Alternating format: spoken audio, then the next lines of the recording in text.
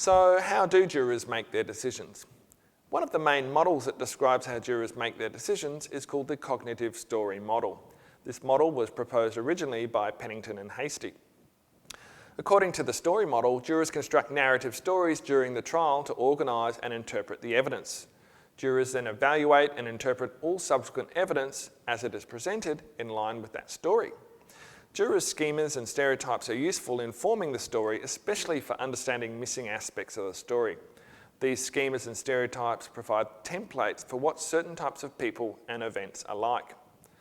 Schemas and stereotypes, as we said, are based on our prior knowledge of these events. They're like our theories for what things are like.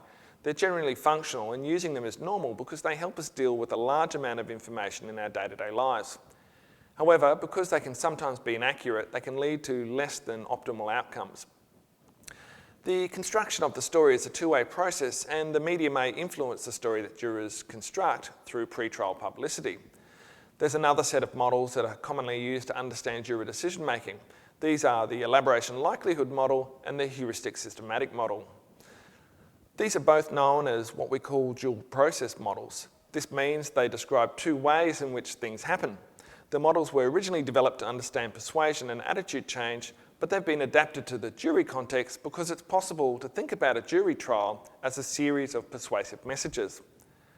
Now, while there are some fine distinctions between these two models, they generally make the same predictions, so for our purposes, we'll focus on the elaboration likelihood model.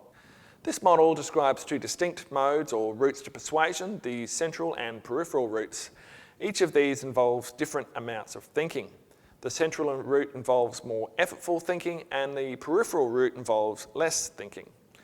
We refer to the amount of thinking in terms of how much you elaborate about a persuasive message. An elaboration is measured by looking at the number of positive and negative thoughts you have about a message. So basically, if you can generate a lot of pros and cons when given a persuasive message, we would say you're showing a high degree of elaboration. For the central route, the amount of favourable elaboration about the message influences persuasion. The more that you can think of benefits compared to costs, the more you will be persuaded. For the peripheral route, the strength of the message content is less important. You're more persuaded if the message is associated with other things that are positively evaluated. For example, if you have a positive stereotype about the type of person giving you the message, you'll be more persuaded by the message. So when do we use each route? We use the central route when an issue is important to us, when we have the time and the cognitive capacity to think about the issue. We tend to use the peripheral route when there's limited time to think about the message and when we're distracted, when the issue is not so important, and also, funnily enough, when we're in a good mood. One of the assumptions underlying all of these models of jury decision-making is that perceivers like to put in the minimum amount of cognitive effort possible. This has led to some people referring to perceivers as cognitive misers or mental sluggards. There is an alternative perspective on what this research means, however. We and some others think that we use stereotypes strategically to maximise the amount of information that can be stored in our brains under taxing conditions. Stereotypes help us encode some of the information so that we can then turn our attention to other parts of the information. There's actually some evidence that perceivers try to engage in as much thinking about unexpected or stereotype inconsistent information as possible. For example, Stern and colleagues in 1984 found that participants spent more time reading and thinking about stereotype inconsistent behaviours and consequently recalled a greater number of these behaviours than stereotype consistent behaviours.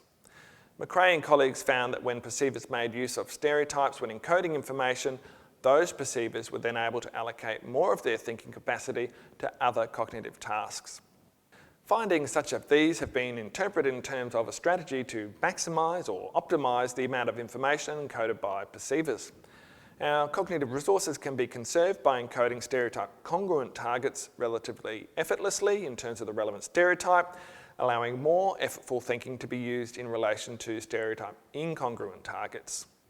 Okay, so we've seen that sometimes jurors are influenced by the quality of the message or the evidence, if we're talking about a trial, and sometimes they might be influenced by some things that are independent of the quality of the message.